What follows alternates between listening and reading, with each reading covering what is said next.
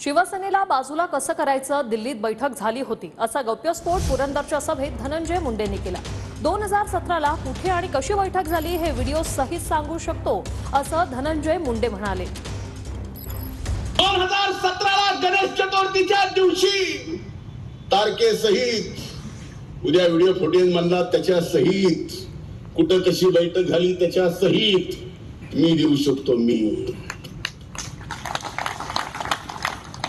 दिल्लीला कोणाच्या घरी शिवसेनेला बाजूला कसं काढायचं याच्या सहित स्पष्टपणाने सांगितलं जातंय। मी मान्य अरे कमाल करतो मी मान्य उद्धव ठाकरे साहेबांची एवढा हतबल झालेला तुमचे माजी नेते माननीय उद्धवरावजी ठाकरे साहेब एवढे हतबल झालेले कधी बघितलं। स्पष्टपणे सांगतायत शिवसेनेला आम्ही भाजपपासून बाजूला केलं ही आमची चाल होती आणि उद्धव साहेब हसतायत। किती हतबलताय कुठे चाललंय राजकारण। 53 आमदारांच्या सहीचा कागद एकदा तरी मी दाखवणार। 53 आमदारांनी भाजपला त्यावेळी पाठिंबा दिला होता असंही धनंजय मुंडे म्हणाले। तर हिम्मत असेल तर धनंजय मुंडेंनी आमदारांचं पत्र दाखवावं असं आव्हान आव्हाडांनी केलंय।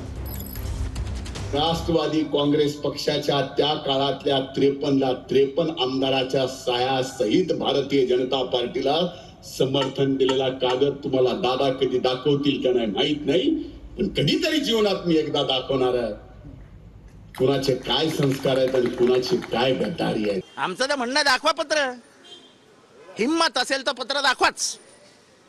53 आमदारांच्या सह्यांचं पत्र घेऊन ठेवलं होतं शरद पवारांनी की आमदार नसतात गावाच्या बाहेर असतात तेव्हा आपल्याला गटनेता अपॉइंट करत असेल किंवा काही काम करायचं असेल तर या 4-5 कॉपीज आपल्याकडे काढून ठेवा। आणि तेच पत्र त्यांनी जाऊन गव्हर्नरला दिलं। धनंजय मुंडे तर दुपारी आले आणि साहेबांनी विचारलं कुठे होतात।